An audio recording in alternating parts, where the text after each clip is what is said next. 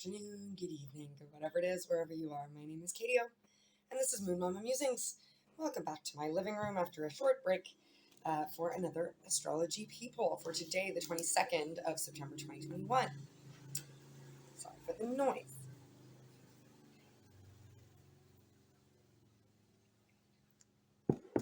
Coffee sip break. Important. All right, we are in a waning gibbous moon in the sign of Aries right now. Transited yesterday after our beautiful full moon. And now we are beginning a new zodiac cycle. As you guys know, Aries is the first sign of the zodiac, which brings me some Fool energy, which brings me new beginnings energy, which brings me wands, which brings me, aces, not aces of wands, yeah. All of these things, beautiful new starts. Okay, so we've been building up to changes. We've been building up to shifts. We've been building up to release of maybe patterns or ideals that weren't serving us before. And I believe that now that this Aries moon has begun, our new cycle has begun in our moon transits, I believe it's going to be a little bit more conducive for this. I heard a song when I was, as I always do, when I was preparing this Peephole. And you guys know it. Ready or not, here I come. You can't hide. I'm gonna find you and make you love me. Ready or not, you can't hide. Like it's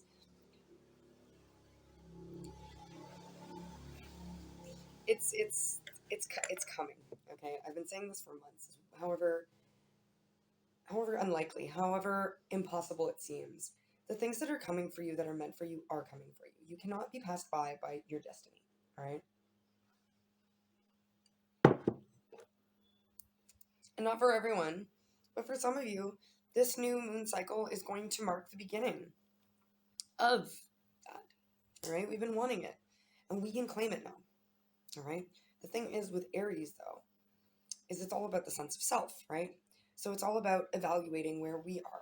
Is my perspective ready to move forward, right? Am I still is my self-talk good enough that I will be able to receive what I want, right? If I'm still telling myself I'm not good enough and I don't deserve it, guess what? If the thing that I want shows up on my doorstep, I might not recognize it as what it is. You could literally bump into the person that you are meant to be romantically involved with, business partners with, best friends with, and not even recognize them for who they are if you're not in the right space.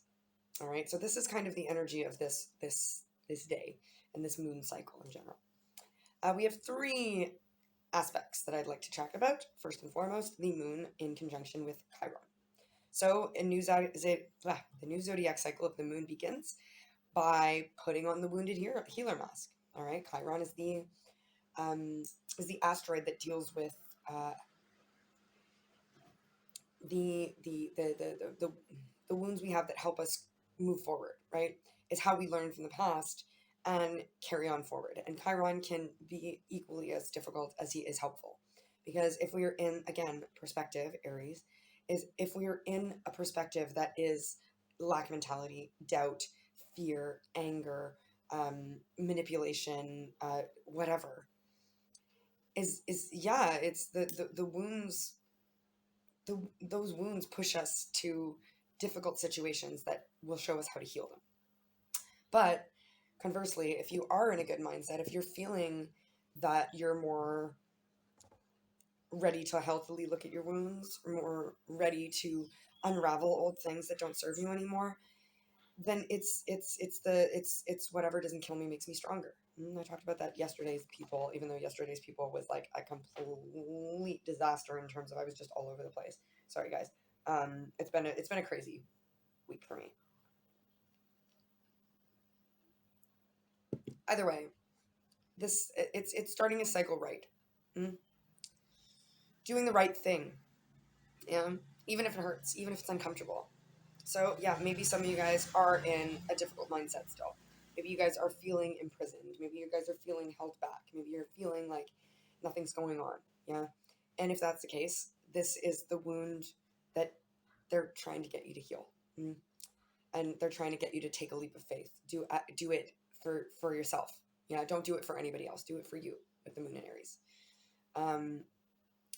And if vice versa, if you are in a really beautiful space where you're feeling comfortable, where you're feeling exalted, where you feel like you've healed a lot of those things that did once hold you back, then I feel like this wounded healer, it really does show you that the things that you've been through have molded you and formed you into the beautiful being that you are.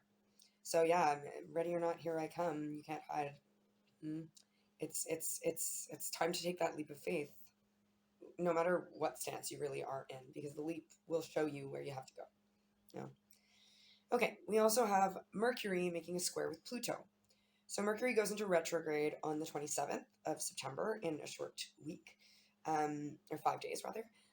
And this is kind of like the meeting of the minds, right? Pluto coming over to Mercury and being like, okay, Mercury, you're the planet of intellect and communication and health and all of this very fifth housey or sixth house?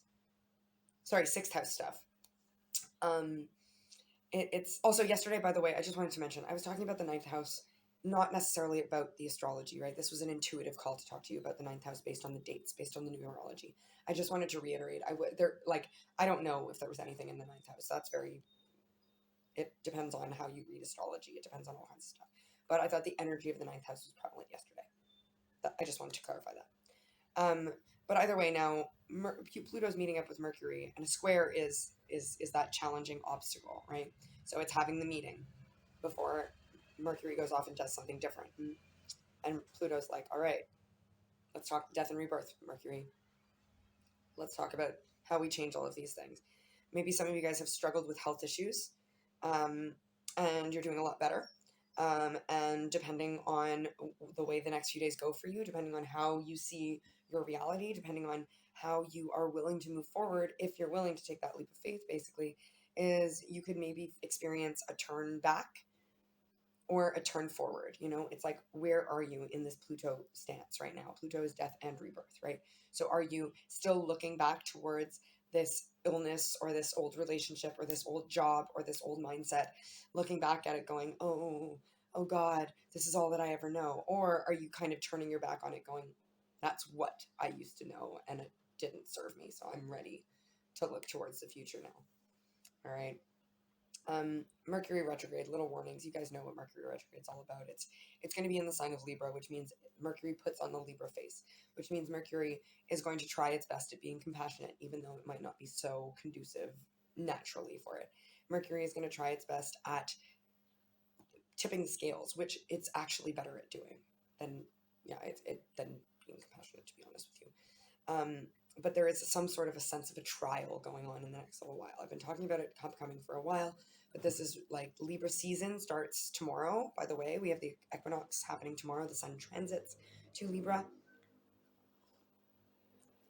So we have a lot of Libra energy happening right now. Go away, mosquito. A lot of Libra energy happening right now, which gives us this very trial energy. Yeah. Yeah. Anyway, so in my notes here, I have Pluto's laying out the plan, the ground rules, the necessary obstacles, boundaries to overcome in this retrograde. So Pluto is basically, before Mercury puts on the Libra mask, Pluto, the general, in a way, is going, okay, soldier, this is your mission. When you go into retrograde, when you become putting on the mask of Libra, when you are justice, yeah, this is what we need to do. Okay, so change is coming, my friends, like it or not. And with this vibe, Pluto is going, okay, Mercury, you can intellectualize it all you want. You can overthink it all you want, even though like that was Virgo stuff. We're moving away from Virgo energy now. Sun is moving away from Virgo energy. The only planet left in Virgo now is Mars. And Mars takes its leave of Virgo. Oh God, was it? I think it's in two. Oh, I don't have it. Okay, I've got to do my astro calendar to be able to tell you further in the future. I haven't done it yet. Yeah. But either way, Libra energy is prevalent.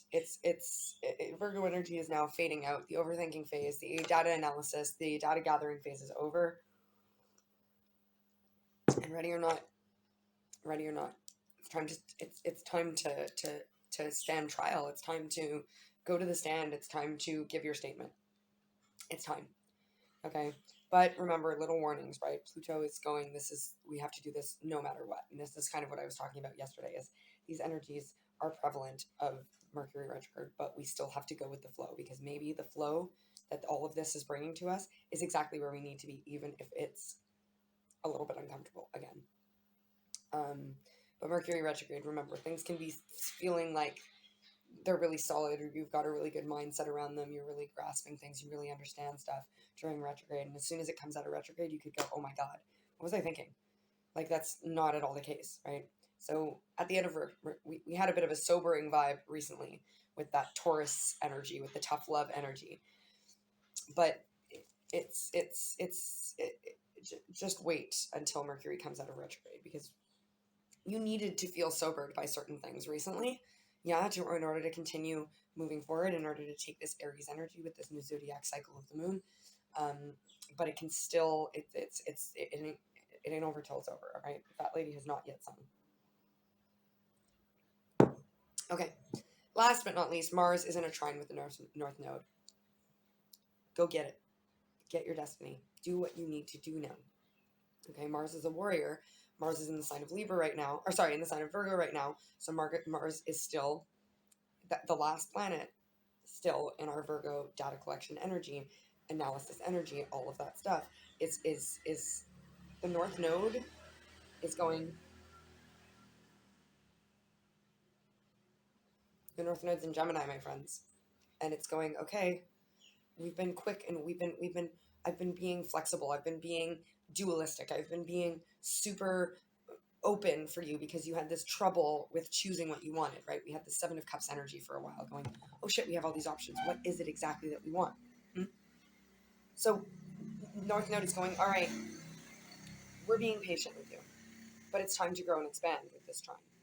A trine is a supportive energy, yes, it doesn't necessarily incite motion or growth or movement forward, but it sets up the groundwork for all those lovely things to happen. So the North Node making a trine with Mars is going, chop chop, let's go, it's time to go now. It's lighting the fire under Mars's ass, while it's spending time in Virgo, where it's thinking about all different aspects, and probably thinking too much, but also just generally being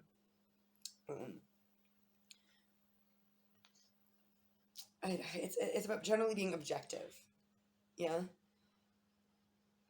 But that's an energy we're wanting to move.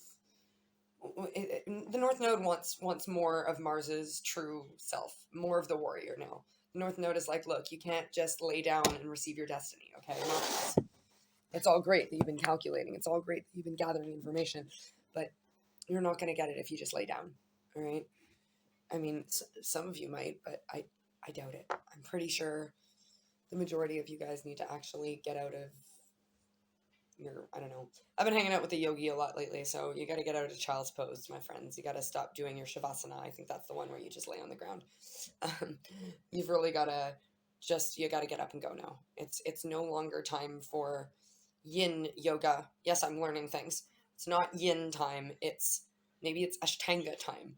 And if you guys don't know anything about yoga, yin is just like basically you sit and do the same pose for 10 minutes at a time.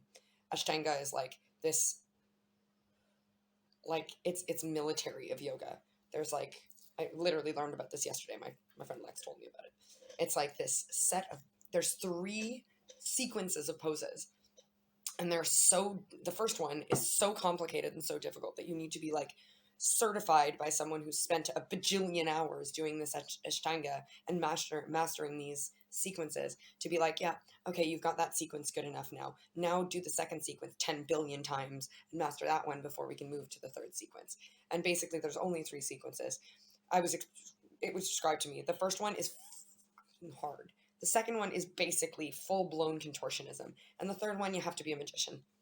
So yeah, all right, we've gone through the first phase. We're ashtangaing. Okay, we're trying our luck at ashtangaing, or we're being pushed to trying our luck at it.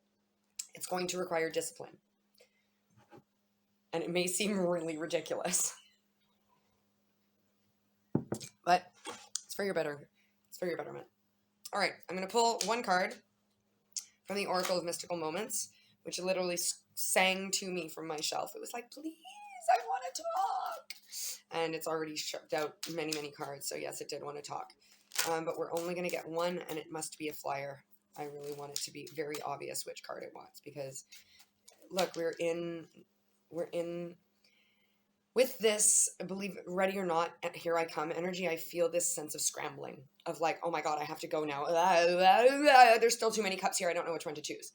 Seven of Cups energy is not over yet. So let's get one card from this to see what we should be doing today. All right, let's see. Lullaby, number 38. Number 38 breaks to an 11, which is a number of alignment.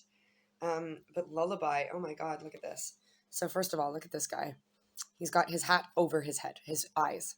So he's not seeing with his eyes. He's going by feel. He's going by feel. He is a cellist, or yeah, this looks like a cello. A cellist, and he knows his cello so well that he doesn't need to look at the instrument anymore to play it. This is a level of mastery I'm hearing. But the thing is that his level of mastery has come to this state of, it's come to this very mystical state where it's like his cello actually plays the songs of the night, I'm hearing. It plays the songs of the shadow. It plays the songs of the moon.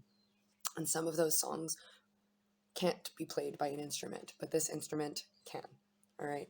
Even him standing here like this with his hat over his eyes is playing the songs of the moon. It's a mastery level that you might not need to even take obvious action with, but it's mastery nonetheless. All right, it's really beautiful. Oh my God, I've forgotten the book. I really want to read this one. 1 second, sorry guys.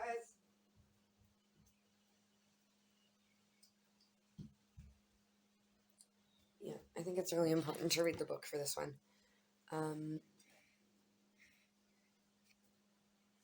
Yeah, okay, 38. Lullaby, restoration, dreams, rhythms, lullaby. As dusk arrives, we notice a cello player about to play a lullaby, to welcome the sleep we need so dearly. The cycles of day and night, light and dark, orchestrate our natural sleep rhythms. We give so much during the day. Night is our time to recover. On his instrument, we can see the moon and stars. They are the guardians of our dreams tonight. Rest with nature's lullaby blowing gently through the window. Tomorrow wakes all days of your life. Look how beautiful that is. You may still be feeling a bit discombobulated, but they're asking you to just sleep on it. Some of you guys have not been sleeping very well. That Mars in Virgo energy has kept your brain running a marathon every single night, and you're not getting enough rest. All right? Even if you are sleeping, you're not getting enough rest, because it's like your brain never shuts off. So some of you guys, I'm hearing some of you guys had really good meditative practices for a while, and then you abandoned them. You got distracted. So they're asking you to do more throughout your day to get your mind ready for your sleep. All day long, they're calling you to do little adjustments, little tweaks, so that you're always, it's like you're preparing to clear the slate at the end of the day so you can actually go to sleep and rest. All right? They're showing me again the hat over his eyes. Things might not seem this peaceful for you right now, but they really are calling you to find the peace in whatever it is that you're doing. See the way the stars come down from the sky and actually dot his coat. It's like he's really in the middle of this cluster of stars. All right, so it might not look that way, but you're doing fantastic, and there is this energy of restoration and healing coming. You just need to be ready to actually integrate it, right? And the way that you integrate it is by going to sleep.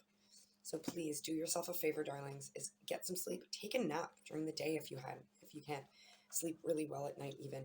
Just try and get more rest, all right? Super important. It's super important for you to be ushering in this new energy. Okay, so we have willingness and fear of lack. This is what I was talking about before about perspective, okay? Is you've lived in a fear of lack your whole life. I can sympathize with this. I come from a family that money is a very scary thing.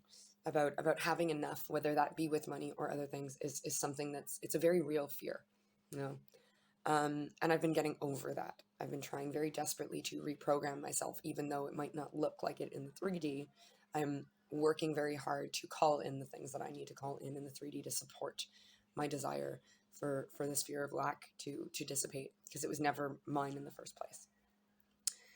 And the biggest step I can tell you was my willingness to do so. It was uncomfortable to try and literally, it was like every time a thought popped into my mind of like, oh my God, can you afford this? Oh my God, maybe you should not be spending that much on a dinner. Maybe you should spread that amount over 2 or 3 days dinner.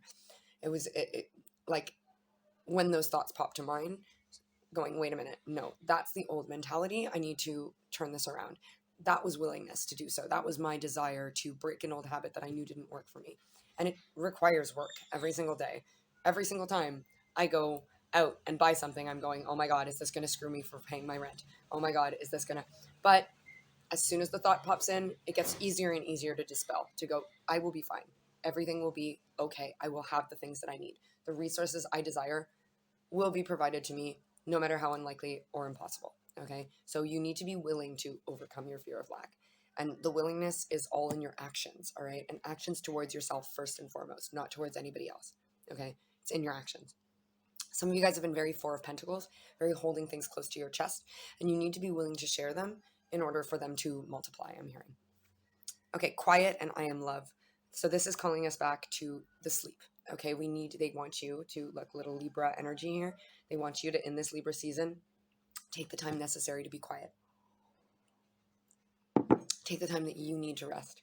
Take the time for all of that, because that's the only way that you overcome this fear of lack and realize that you are love. Not that you have love, that you are love. Okay? Because if you have been fearing lack of love, yeah, you've felt heartbroken, the only way to ensure that you always have love in your life is to be love itself. Okay? If you are love, you can never be lacking it. And I know that it's a very sort of broad thing to say, that's very like, but I'm telling you, when you make the necessary shifts, that statement makes perfect sense to you. Okay? It's only when you're still living in lack that you're like, that's too broad of a statement. That's just something that these light workers say to make you feel better. No. I'm telling you. Yeah, okay, if it makes you feel better, fan-fucking-tastic. But I am telling you, this is the truth of it. Once you get to a state of alignment, and once you get to a state of overcoming your fears and overcoming your restrictions, you realize that you are love. And you realize it for true and for real. Okay? And I'm going to leave it at that. I will be back tomorrow here on YouTube for another Astrology People, as well as I will be live tomorrow on Instagram for the moon transit through Taurus and the autumnal equinox of the sun transiting to the sign of Libra. I will make a point to come live. I promise. All right. I will take the time. I miss you guys. So I will be live.